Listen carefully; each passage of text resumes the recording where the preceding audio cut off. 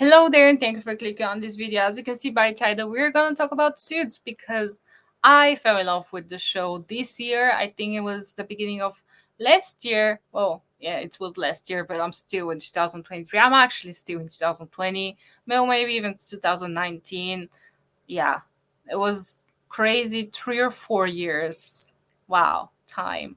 But Suits is there for you. Suits love you. Suits was there for me. Suits loves me. I love this show.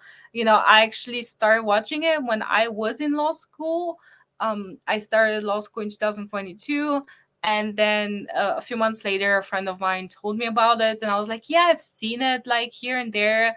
I know of it, but I've never like watched it. I have known of it. And she was like, well, you should definitely give it a go. And I fell in love. I am very happy to have contributed to the great craze and hype that happened for Suits. I think it's a fantastic show. I'm very happy to see it prosper. Because nowadays I feel like shows have like 5 episodes that cost 50 million each, and they have no substance, no passion, no story, literally nothing. It's just bunch of nice visual effects. And then you have shows like Suits, old fashioned 20 episodes, some nonsense, some drama, some tensions. It was amazing.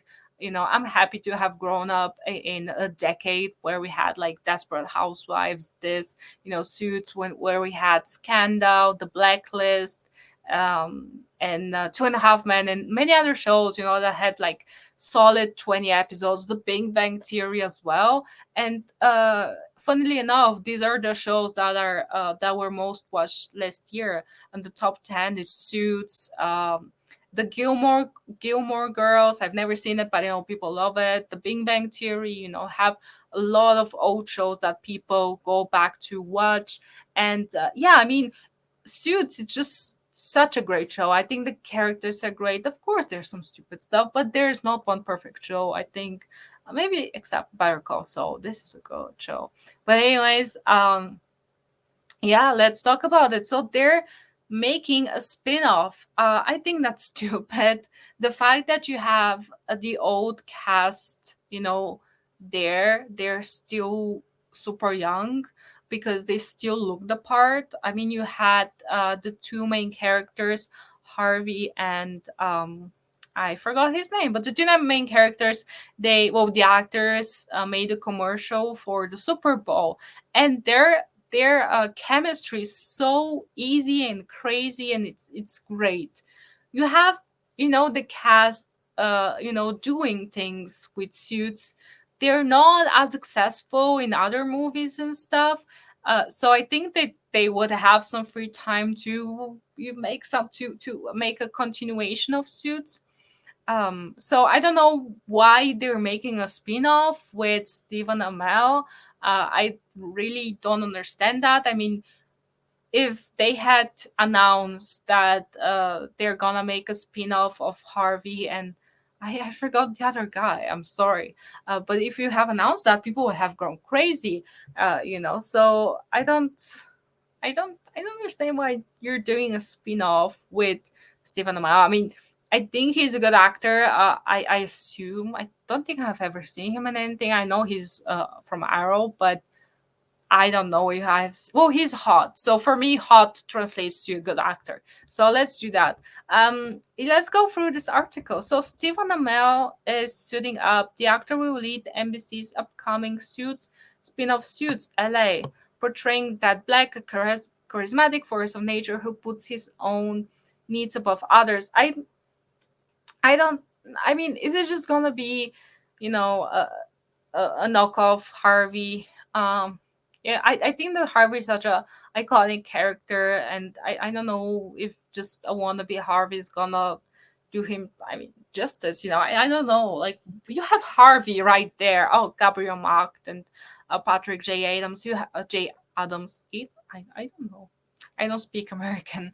Anyways, yeah, that was a stupid joke, but that's okay. That's why I'm on this world, to make stupid jokes. That's okay. So I don't really understand why we're doing this, but Suits, anyways, Suits ran for 9 seasons. The series start. All of these actors really want to come back. I am sure. I mean, you have them making commercials. You have them on Twitter and Instagram being like, "Oh my God, guys, thank you for watching this. This is amazing." So I don't like, what are we doing? So yeah, um, Suits re-entered the conversation in 2023 as it began streaming on Netflix, topping their charts for multiple weeks. It has surpassed 45 billion minutes. How many hours is this? I bet it's a lot. But what? Why are you counting minutes? I don't get it. Early this month, the spin-off landed a pilot order at NBC. Also, no, interesting. So we're ditching the streaming services. We are going back to TV. I'm so confused to what's going on. So yeah, it's set to start in March. The production is set to start in March in Vancouver. The new drama created by original creator Aaron Korsh will follow a new group led by Ted Black, a former New York prosecutor who built an LA law firm that specializes in crime, criminal, and entertainment law. Yeah, I don't know. I feel like in Suits, one of the main characters was New York. Whenever they film shows or movies in New York, they really make the city part of the story. And yeah, I mean, Gossip Girl, you had New York, you had many other shows that, um, you know, New York feels just like such a weird setting, and it's always, I don't know how to describe this, but it just, it becomes part of the story. So I mean, LA doesn't, I mean, yeah, you, of course it's LA, but still, like, New York has this business law vibe, like serious. So I don't know. Per the official logline, his firm is at the crisis point, and in order to survive, he must embrace a role he held in contempt his entire career. Ted is surrounded by a stellar group of characters who test their loyalties to both Ted and each other while they can't help but mix their personal and professional lives. All of this going to be is going on while events from years ago slowly unravel that led Ted to leave behind everything and everyone he loved. So, so yeah, the show is gonna take place in the same universe as the original, with the same energy, good-looking people that the original did. Yeah, I feel like it's not that difficult to make a good show. Just put, because I feel like a lot of uh, handsome actors and actresses nowadays, they just make them so ugly. So I mean, when you turn on the TV, you don't want to see real life. You want to see this hyper entertainment on steroids, having hot people talking about smart things, and having you immerse yourself in this magical world of nonsense. It's great. These amazing looking people in great clothes, but at the core, if you can have a show that's successful with just that, that is true. It has to have great storytelling, great characters, work. So how do you do something that you can be ongoing, that can be ongoing, have a gloss to it, and be a continuing series that everyone wants? Yeah, the thing is, obviously, it's not just the fact that the actors were pretty. Like, the chemistry that Gabriel Marked and Patrick Adams had was insane. I mean, even as I said, like, when you see them in interviews now, they're still, it's like, it's so easy for them to be together and to have this banter. It's fantastic. It's so easy for them. So you have, loyalty and friendship at the core of the story. It's not about just pretty people in pretty clothes, in pretty settings. Most of the storylines I've always felt super involved with. Of course, there are things that rub me the wrong way as well, but most of it, it's really friendship, loyalty, and yeah, that's it. I guess there's no more to the article.